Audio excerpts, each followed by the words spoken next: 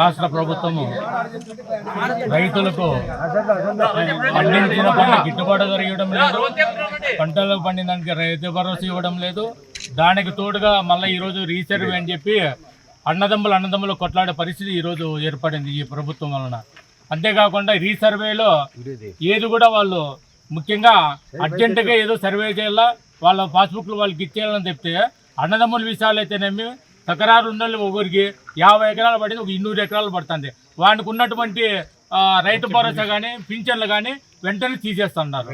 అది ఎంతవరకు సమంజసము? ఇదే రాష్ట్ర ప్రభుత్వము ముందు మా జగన్మోహన్ రెడ్డి గారు ఉన్నప్పుడు ఇట్లా ఇబ్బందులు ఏ రైతు కూడా రైతు భరోసా అయితేనేమి రీసర్వే జరిగినా కూడా మళ్ళీ ఆయన స్టాప్ చేయించి రీసర్వే చేయాలనే ఉద్దేశం ఉన్నటువంటి మా ఇబ్బంది వల్ల ప్రభుత్వం రాకపోవడం వల్ల వాటికి నిలబడిపోయినాయి. ఇప్పుడు ఈ ప్రభుత్వం వచ్చి న్యాయం చేయొచ్చు కదా.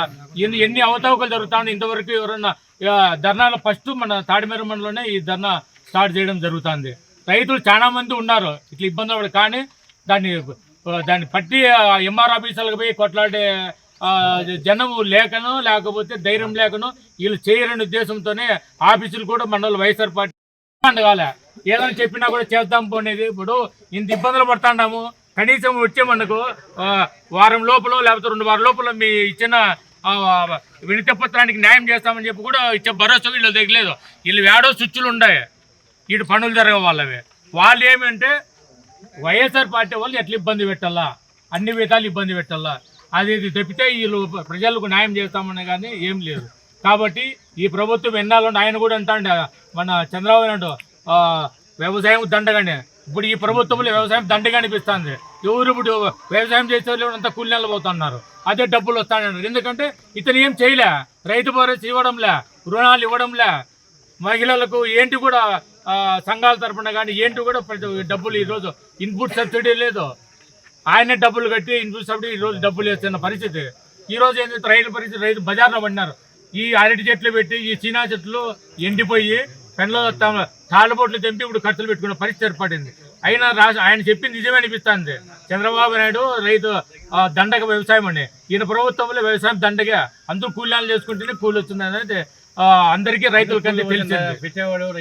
అందుకు రైతులు కాపాడాలంటే ఆయన జగన్మోహన్ రెడ్డి ఆ విధంగా పరిపాలన చేస్తే తప్ప రైతులు ఎవడు బాగుపడని చెప్పి ఈ ఉద్దేశపూర్వకంగా తెలియజేయడం జరుగుతుంది.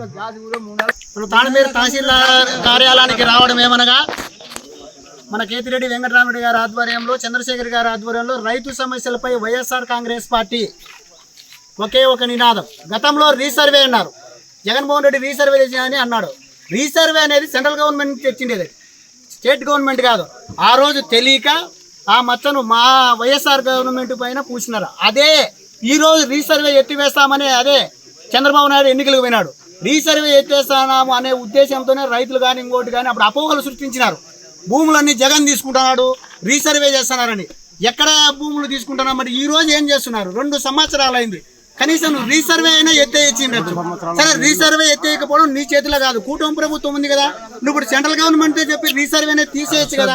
ఆ రీసర్వే తీసేయకపోను స్టేట్ గవర్నమెంట్ ఈ రోజు రీసర్వేని తీసేయకపోను మళ్ళీ కూడా అదే కంటిన్యూ కొనసాగిస్తారు. పోనీ 2 ఏళ్ల తర్వాత అయినా మీరు రీసర్వేను ఉన్న తప్పప్పులు, రీసర్వే తప్పప్పులు ఏమన్నా ఒక్క ఇదైనా ఇంచైనా కదిలించినారా? 2 సంవత్సరాలు అయింది. ఒక కొనుకుంట్ల రెవెన్యూ పరిధిలోనే 1200 ఖాతాలు, 1200 రైతులు ఖాతా నెంబర్లు ఉన్నాయి.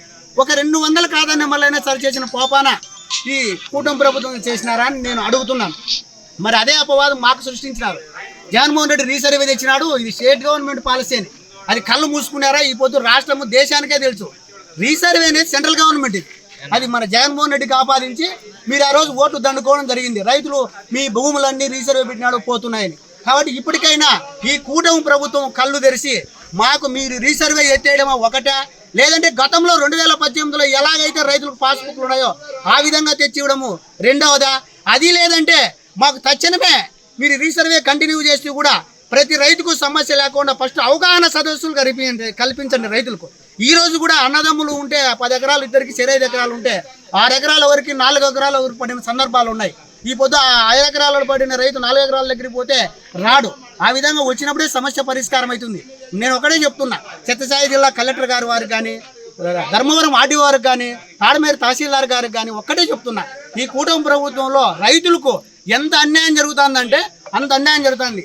ఈ రీసర్వే సమస్యను దీన్ని కంటిన్యూ చేయండి. కనీసం రైతుల సమస్యను పరిష్కరించి పాస్బుక్లు యథావిధిగా చేయాలని రైతుల తరపున మేము తాడిమేరి మండల రైతులు కోరుకుంటున్నాం. ఇది రాష్ట్ర ప్రజలందరికీ కూడా ఇదే సమస్య.